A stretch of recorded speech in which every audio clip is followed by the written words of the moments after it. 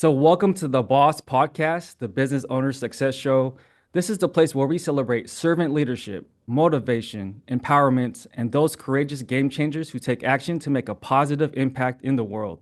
I'm your host, Jason Delumpa, and today we have a guest whose work is defining the future of referral marketing and direct sales. He is an innovator at the intersection of technology and entrepreneurship. His philosophy aligns perfectly with the idea that true leadership inspires us to dream more, think more, learn more, do more, and become more. He is the CEO of NaXum and a true pioneer in leveraging tech to empower the human spirit in business. Please give a warm welcome to the bold and boundless Mr. Ben Dixon. All right. Thank you, Jason, for having me on the show. Love the intro and love what you're putting together here. It's exciting to dig through, each of these founders' frameworks. So good stuff. Absolutely, Ben. Thank you so much for joining us today. You got it. Ben, I'm thrilled to have you here. I know our audience will be delighted to hear your story. So let's dive right in. Given NaXum's role in empowering direct selling companies, I want to start with your vision. Sure. What is your core philosophical belief about the future of entrepreneurship that guides your product development and strategy today? So to answer that question, it's important to get the context of kind of where NaXum was born from and where it came from. Because even though I've served as the CEO of NaXum for 13 years, was not the original founder of the company. I founded a different company that was acquired by NaXum and then have been a part of this team the last 15 years of my life. And it all comes from the power of referral marketing. If you go to NaXum's website, you'll see their why statement and this idea that they believe everybody has an economic worth, and we want to empower reward them to experience what we call the magical power of referral marketing. And that comes from my own life. I was really blessed at a young age to watch my sister have a ton of success selling seminars of all things. She got started in a referral marketing company that paid you 50% commissions for selling seminars on how to make money flipping houses. And it was one of Wow. those high ticket programs that you could earn a lot of money promoting. And she was making 30 grand a year as a high school English teacher in Aurora, Illinois. And I watched her sell 11 of these seminars when I was a 16-year-old kid. And she made over six figures in commissions selling 11 seminars. And I said, if she can do that, I wonder what I can do. And so I ended up joining her on my 18th birthday. My Filipino girlfriend and I, is my wife today, Kay and I joined her program, and we failed miserably the whole first year, Jason. We were just humbled. Like we made $0 our first year in that business, had no success. And after doing the real work they taught and going through the training programs, we were really blessed. We ended up becoming top earners in that program the next year. We sold 44 of those programs. It changed our life. And you were making 10 grand a sale. So it was a wildly just phenomenal income in the early 2000s for young kids. And it changed our life forever. We fell in love with what it's like to be in a referral program with products that you believe in and sharing them with others. And referral marketing is this niche that's been around for a long time because brands want people to refer other people that like and trust them to their products or services. And after that experience, my family was just in a really blessed position. We did very well in referral marketing. We bought a bunch of real estate. We had time freedom, and so we had just options in life. And the I Wow. chose to go all in on supporting the referral marketing space. So a lot of my story about what guides the creation of systems and software and referral marketing platforms is all around what actually works for young entrepreneurs today and what works for enterprise companies who want to do referral marketing. Because you might be an insurance company, you might be an education company, you might be an MLM company with health and wellness products. There's all kinds of different companies that use referral marketing to get the word out. And at the end of the day, you want new people who enroll in those companies, whether it's an insurance agent or an MLM distributor, to be successful or an affiliate marketer. That's been the driving force of my life is I was blessed as a very young person to have a system that was set up and people pour into my life that I was able to learn and earn a phenomenal income in. And I've spent the last 15 years of my life helping 170 companies do the same thing in that time. And so that's Wow. really been what's led a lot of our work is helping people win in a truly authentic way with a referral marketing channel for their business and helping them leverage people's liked and trusted relationships in a meaningful way that's not cringy or crass. It's not pushy or in any way, but is simple platforms that allow people who are passionate about a certain product or a certain service to be able to promote that service and earn a reward. Yeah. Wow, that's phenomenal. That's a powerful perspective on where the industry is heading.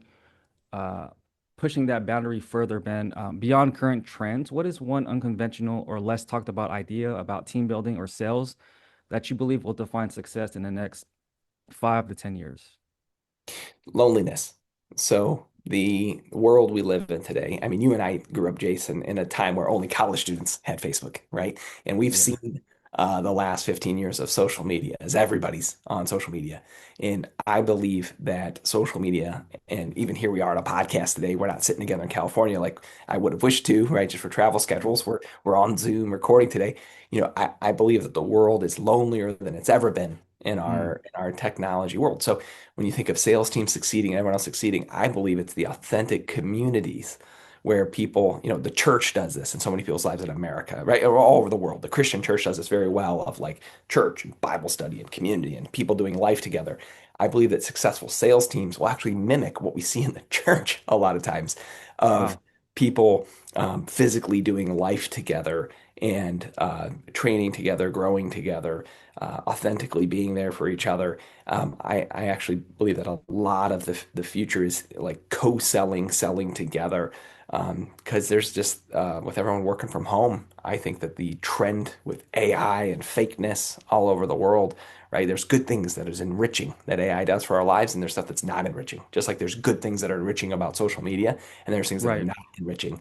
And so I think we have to look at where the human needs that AI can't fill or social media can't fill. And if people get that filled in their spiritual life through their church or their faith, how do we do that in their business life? And how do we fill some of those same needs? And so I think the ones who conquer loneliness of people being on a shared mission and shared goals and doing life together and winning, whether it's online, offline, those are the folks that are going to win long term because Ab people are going to feel seen and heard. Yeah. I love it. Absolutely, Ben. I 100% agree with you. It's high tech versus human touch. Yeah. Real And connections. yeah, Yeah. people want a life experience with people, Yeah. not just over the computer their whole life. Yeah. Exactly. Yeah. Yeah, You're not marrying your AI clone, right? You're marrying right. your right in this world or your husband, right? And so it's a we get into relationships for a reason as humans, and we do business with people we like and trust more than a product or an offer or service.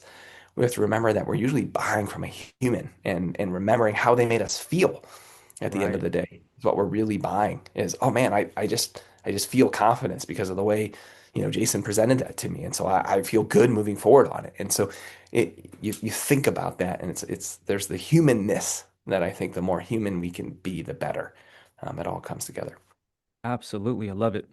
Now, let's shift gears to innovation and technology, Ben. NaXum has been at the forefront of leveraging technology in direct selling. Yeah. Often introducing new tools can be a challenge. What is one tech innovation that you introduced that initially faced resistance, but ultimately proved to be a game changer for your clients? That's such a great question. When I roll out new programs to clients, I strategically look for the low friction, high return stuff we can do right away in their culture while we're doing the stuff that's high friction but has the super high return in the future. And I'll explain a quick example. Two core platforms that people implement all the time from NaXum is our replicated live stream platform where we sell together as teams. So instead of teaching each salesperson in an insurance company or an affiliate marketing company or influencers or MLM to do their own presentations, we'll have the client, the enterprise company, do one presentation a day, and we'll give every salesperson in the company a link they can simply share that tracks that they're the person who brought the guest to the webinar or to the live stream, so that at the end of that presentation, if the presenter says, hey, click below to shop or click below to join, that they're signing them up on behalf of them. That is a great example of very low friction, high return tool where in a company that's not doing something like that, we can turn that on very quickly and increase sales, increase retention, increase recruitment fast because there's not a lot of friction of, hey, instead of inviting people to the Zoom call or instead of inviting people to that live stream over there, use this link instead. Not a lot of friction. The magic Right. is we're tracking who invited who in that link, and then we're getting results quickly. Now, where something we did that had a lot of friction, but the results didn't seem till later, and it's daily accountability. Humans don't Mhm. like to be accountable unless they're high achievers, right? At the end of the day, Right. high achievers are going to say, I sign up for the pain. I want the reward, right? And Yeah. most people say, I don't sign up for pain. Like, I want the easy path, right? And one of the things we doubled down on through COVID was salespeople committing to daily habits. It's not a popular choice, You're but we right. doubled down on it. I have married the woman of my dreams 13 years ago. Kaylani, my wife, is Ilocano, and she's an Oh, no. athlete. She's super fit. I've had to work hard in the gym and running on the path just to stay fit, as a Scottish guy, to keep up with my wife. And when we had children, I gained just as much weight as my wife, Jason. So three times, I've gained 40 pounds right along with her. And she loses the weight instantly as an athlete and nursing the children. And I have to do all these workouts with friends from my church to lose the weight. And I use apps like MyFitnessPal or Noom to track my water intake and my workouts. I choose to be committed to daily discipline with my body so that I can live longer and be there with my children. In sales, the most successful salespeople commit to prospecting daily, following up daily, listening to podcasts like this that grow your mindset, your skill set, your attitude, and they commit to sharing on social media. Now, those four commitments are critical. So we built an entire predictive mobile app at NaXum over the last 6 years where people commit to daily habits.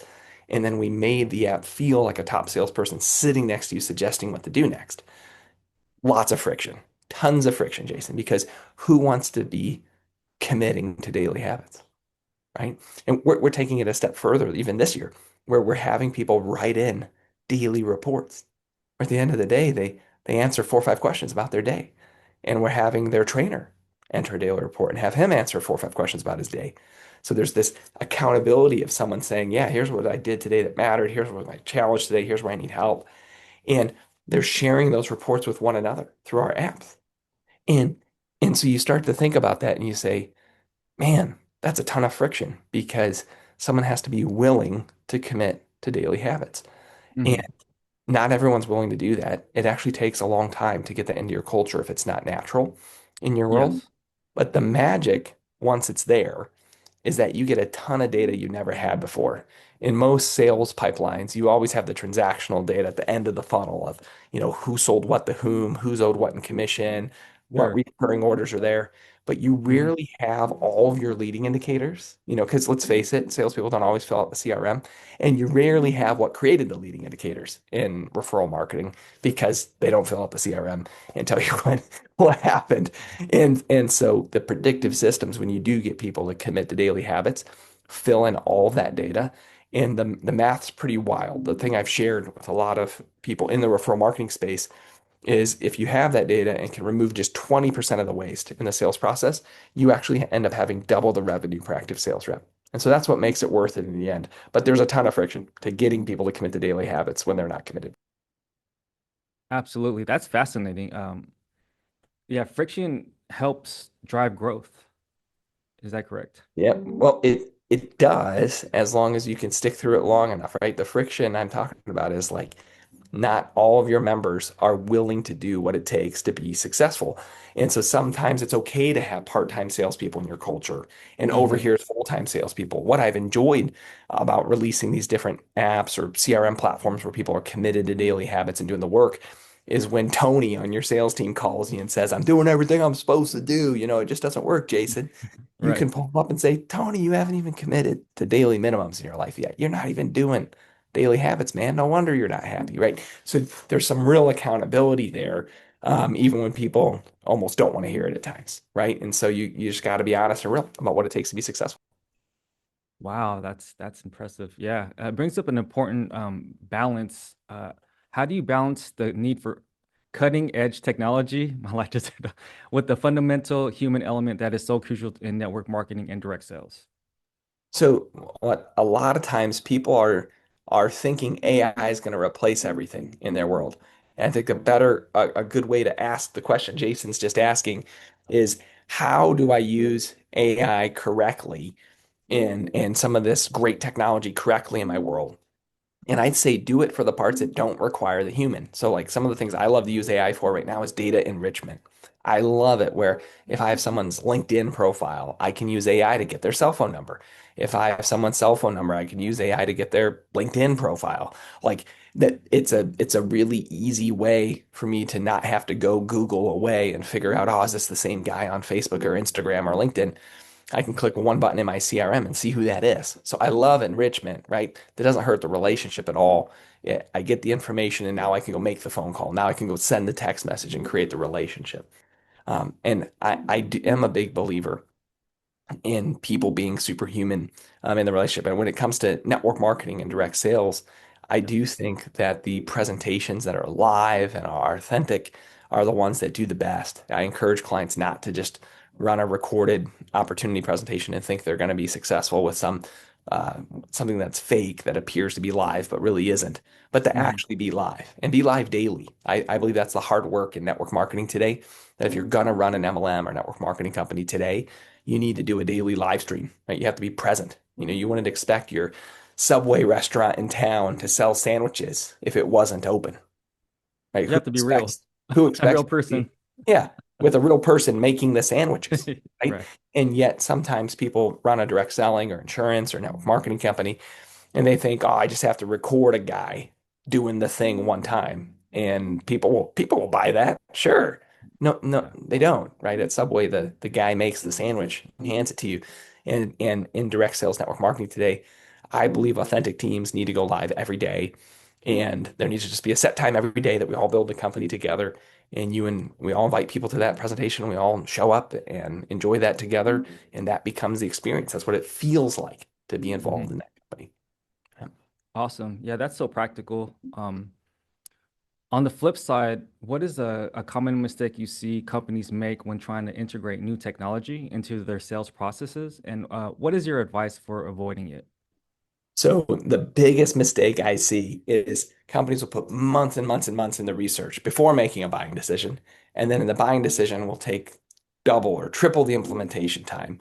And then when we're finally ready to launch it to the field, they might do two webinars talking about it to the field on their group training calls. And that's not nearly what needs to be done when you want to create new culture or move forward in a new way.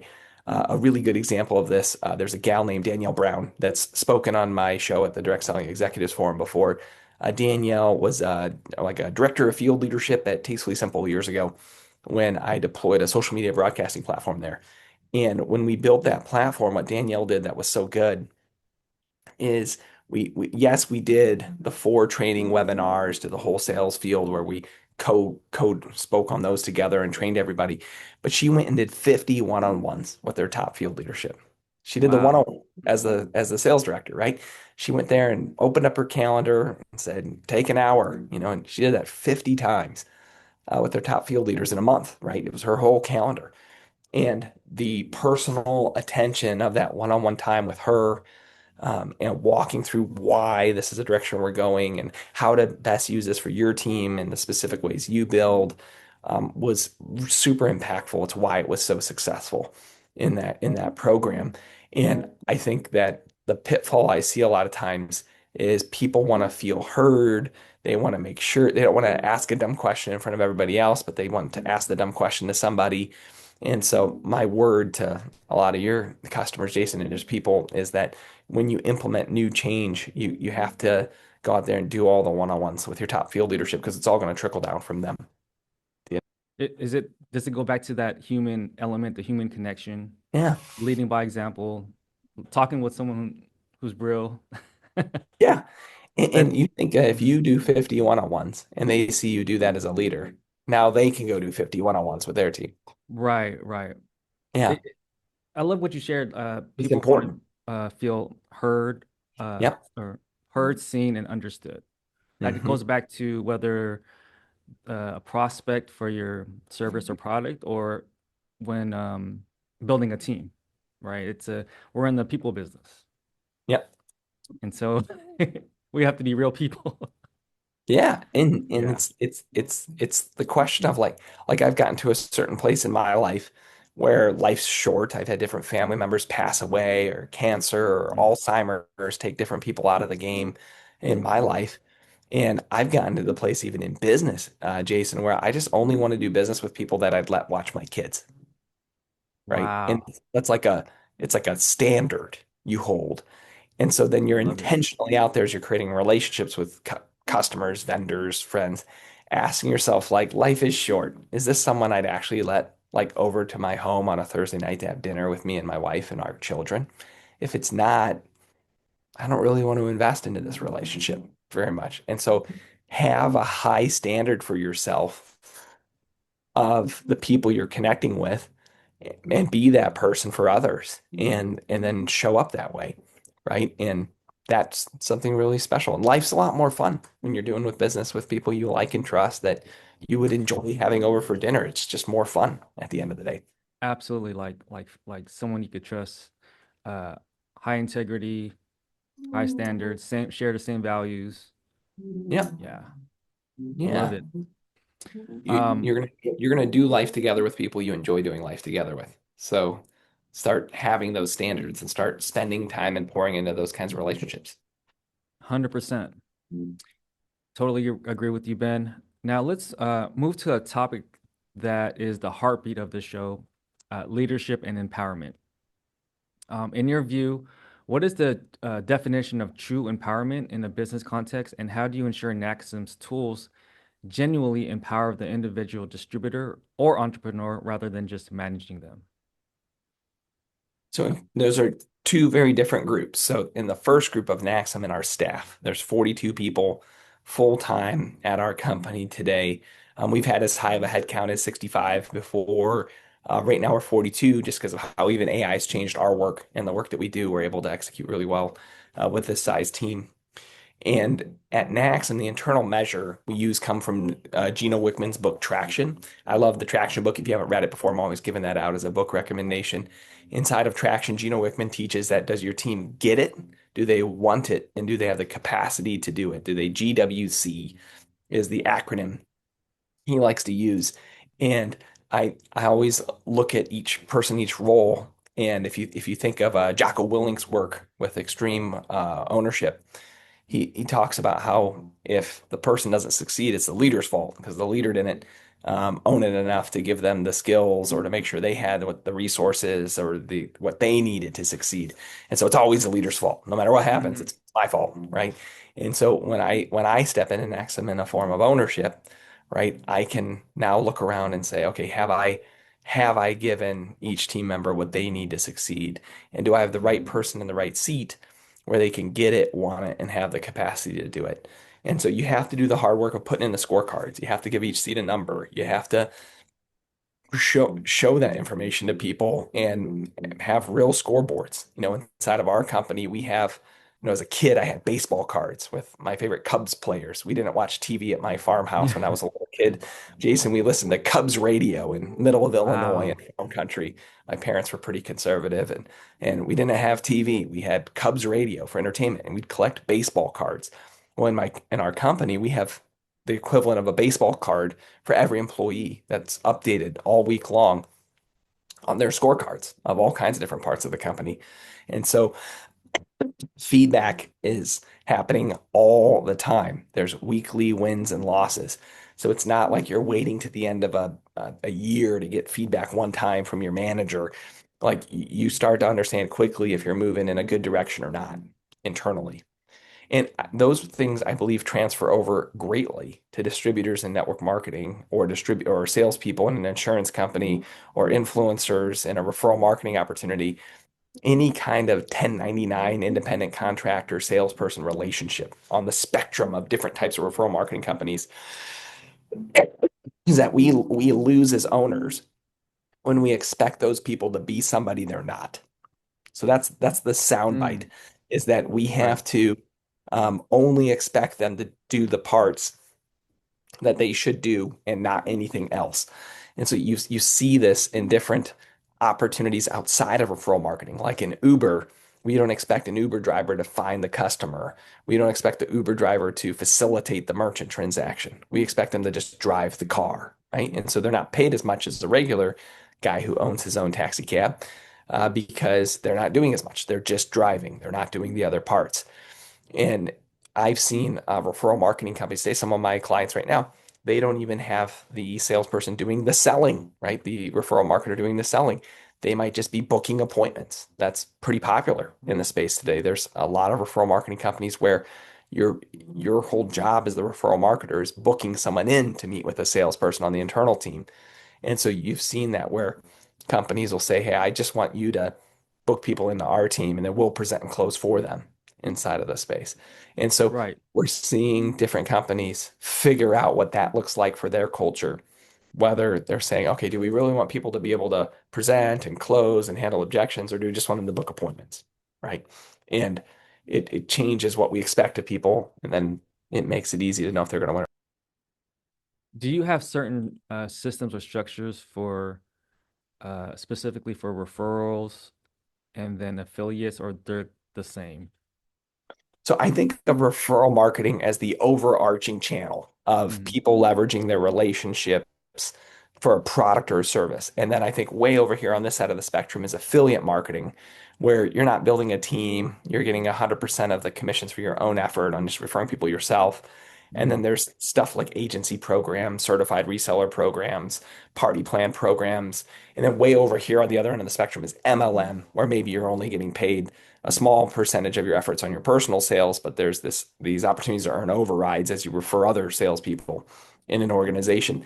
And so those are just the questions of culture, right? Not that one's wrong or right. It's Yeah. just what are we expecting from the independent contractors? Are we expecting them to just introduce relationships and sell? Or are we expecting them to grow culture and communities and organizations and sales training and all this other stuff? And that's the question a company would need to answer when they're thinking about what model fits for them. Awesome. Now you're working in a rapidly evolving industry. Mhm. How do you foster a culture of continuous learning and adaptation within your own team at NaXum? So one of the strangely unknown kind of secrets of our team at NaXum is we all read books every single month and share our notes with one another. So we listen and read audiobooks and regular books and post our screenshots and our findings. We answer these set questions of my top three takeaways from today's reading, my top three applications to my role at NaXum from today's reading, what surprised me. We answer these questions after each session, and we have over 100 books that every new employee, when they come into NaXum, is going to go through in a certain specific order. And then once you've read all 100, you can then venture on to other books inside of the space and sharing them. But it's just the constant and never-ending improvement of leveraging other people's challenges and other people's hardships and other people's frameworks, and Right. then looking at it and saying, okay, what can I apply here and what doesn't fit, right? I always say, eat the meat and spit out the bones to the team is like, you want to enjoy what you enjoy. It's like Pachero, right, Jason? You eat the good stuff and you don't eat, or synagogue. You're not going to eat the fish bone, but you're going to eat the fish and you're going to leave the rest, right? From our Yeah. culture, right? Because we both have a lot of family in the Filipino culture, right? And so Yes. both connected there. My whole family's Ilocano, right? I'm this one Scottish guy in the whole house, right? My whole family is I Ilocano. bet they So love you. hey, I love them, so it's a win. So they do Yeah. love me, but it's wonderful. So Yeah. and I reading and growing your mind is not everything's going to apply to your business model, but you have to be continually learning and reading all the time. And when you keep everyone in your company doing that and sharing the notes with one each other inside of your project management software or whatever you use to do that, it's powerful, and that's what we've done, and it's been a big part of our culture since the beginning. I love it, Ben. It's crazy to think how many people still don't pick up a book and read. I mean, it's like the authors dedicated it could be their whole life experience where they just put all their golden nuggets in one book, gems, golden nuggets, and like I read it, I was like, oh my gosh, if I just use this one thing in my life, totally change my Exactly. life. Yeah. And yeah. So I do believe in the continuous learning. Um, Absolutely.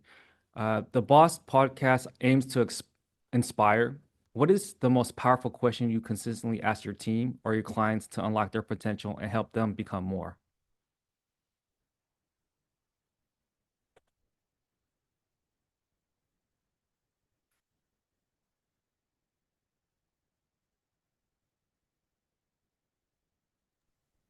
That's such a great question. I'm always bringing my clients back to the the challenge that I find in network marketing, and you'll hear why the question I ask is that people always put on a good show, whether you're an insurance company, whether you're an MLM, whether you're in affiliate marketing, to the outer world, you're always saying, "Oh man, we're crushing it. We're knocking the socks off this thing." To where on the inside, maybe you're not. Maybe you're not hitting the numbers you want to hit. And so my question that I ask constantly to clients are you in the momentum you want to be yet? Is the question I ask. This is the real question I ask all the time. Like, are you hitting the momentum and the culture you want to hit yet? And rarely is that ever a yes, right? Most of the time, when it's an opportunity to be honest and say, we're putting out the forward facing stuff and we're excited and grateful for the good, but no, we're not in the momentum and we're not hitting the culture we want to hit yet, right, inside of that world. And it opens up a real conversation of, okay, well, what's working and what's not, and Right. then what do we do about it, and just cutting through to get to what's the real stuff. When it comes to the team inside of our world, we're not a top-down leadership type organization. A lot of our greatest innovation projects and everything else comes out of the team poking the box, like Seth Godin would say. And we have processors around that. And there's a lot of really talented women who are developers and engineers on the NaXum team. And many of them in their cultures would never be asked to lead in a meeting or lead a project, and we give them that leadership. We give them that autonomy. Most of our operations leaders are single moms that have been on our team for a long time that may have started in customer service and are now, my president of operations, Necta, was a single mom, young, that had dropped out of college, was a customer service agent for us years ago. And she became our VP of design, and then later our CMO, and later our VP of president of operations. And so, like, we we don't, and she's deserved every single one of those raises because of the way she showed up and what she did. And so we we create a space for people to have autonomy to do great work. And you know it's a large platform. I think about each of our clients. Some of our clients have 1 million salespeople, and you sit there and you say, holy cow, like your work impacts a lot of people's lives. And it does. It's kind of Mm, like that scene with Peter Parker in the old Spider-Man where Uncle Ben says, with great power comes great responsibility, and I right. share that line with every person we hire at our company that, hey, you're putting in a, we're putting you in a place of great responsibility over a lot of people's lives as salespeople in the companies they promote. And just reminding them of the weight of that has been important for them to do their best work in their I time love here. what you've done with NaXum, empowering your team members to become leaders and allow them to take that lead and work their magic. Yeah. Yeah. Yeah. These insights are priceless. Ben, just to wrap up, I want to ask you a few more questions, and this will be about your personal journey. Looking back, what is a moment of significant doubt or a major setback you faced, and what mindset shift allowed you to overcome it and turn it into a catalyst for growth?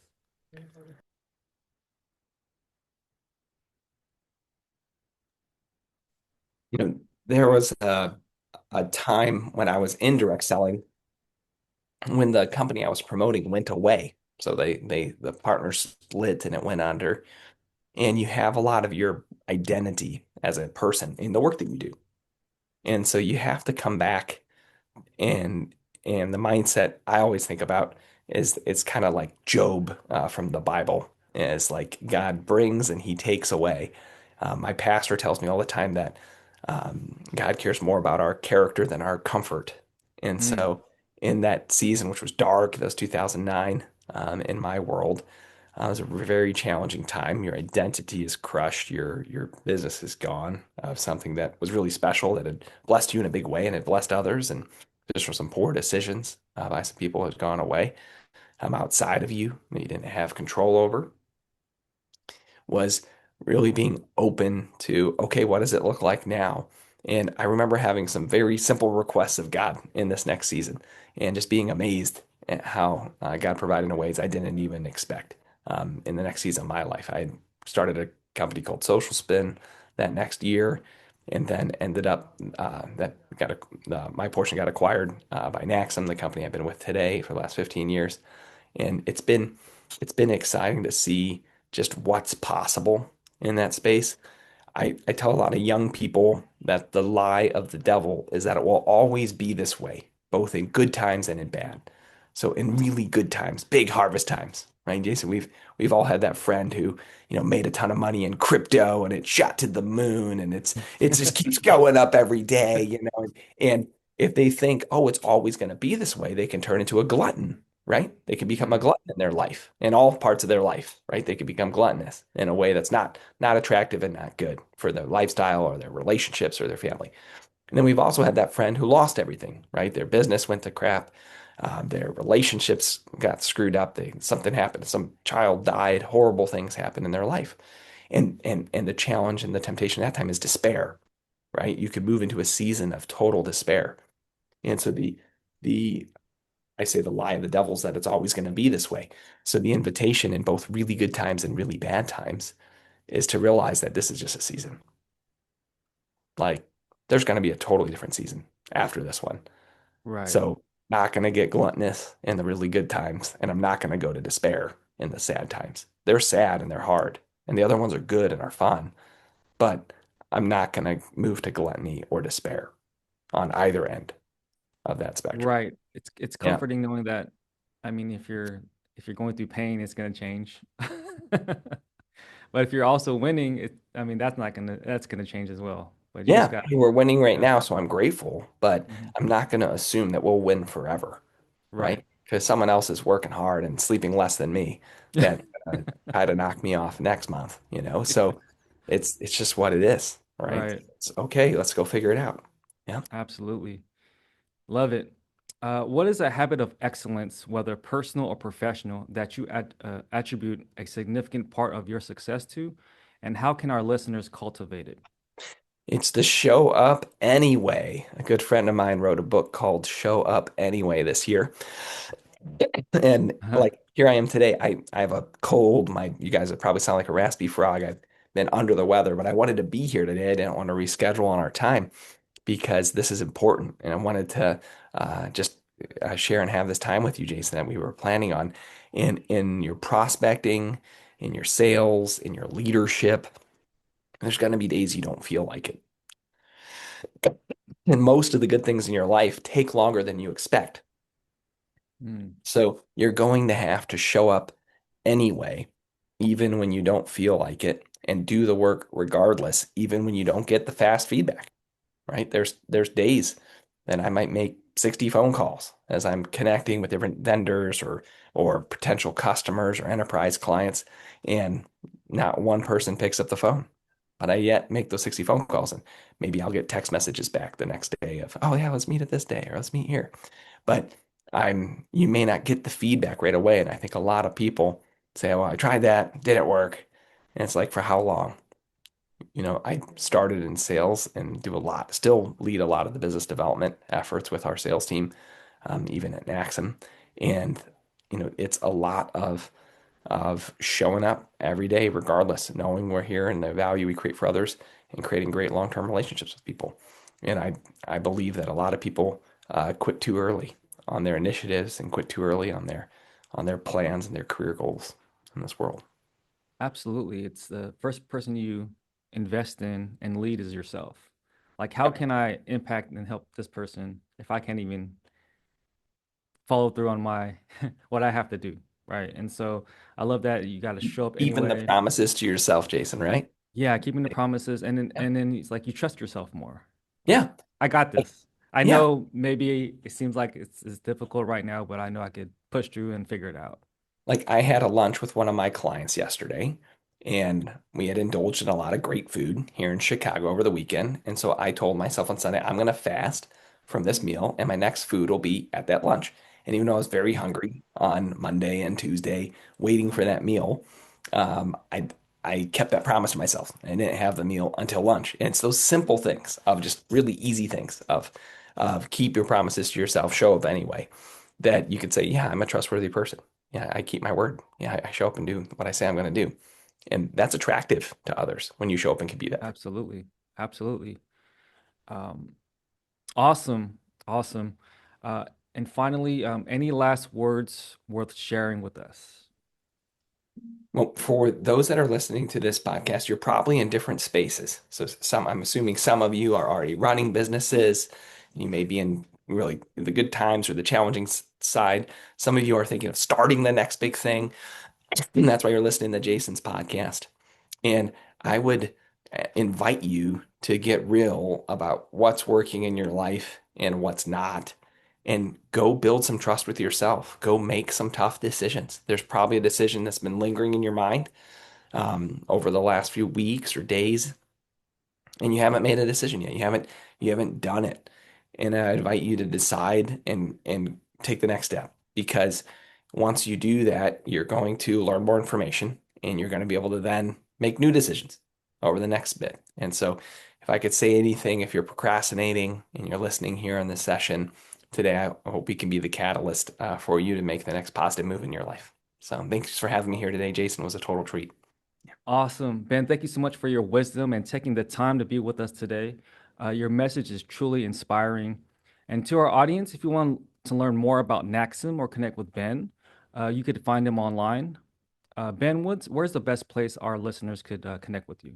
So you can go to www.naxum.com, naxum.com, or you can find me on LinkedIn by just typing in Ben Dixon. Wonderful. And you have a podcast as well, correct? I do. I've been the chair of the Direct Selling Executives Forum. I run both the NaXum podcast and the DSEF's Open Forum. If you're a direct selling executive, Open Forum's free. You just type in Direct Selling Executives Forum into Google or into LinkedIn. It is an invite-only membership that's free on LinkedIn. And there's hundreds and hundreds of direct selling executives that are in that. And we invite you to come on and speak and share your frameworks in that event, or check us out on Spotify or Apple Podcasts or LinkedIn. Yeah. Excellent. Ladies and gentlemen, this concludes our boss segment. I encourage you to go out there and be a leader who inspires others to dream more and become more. Take care and God bless. Thank you, Ben. Awesome, Jason. Total treat to connect with you today, brother. Likewise. All right.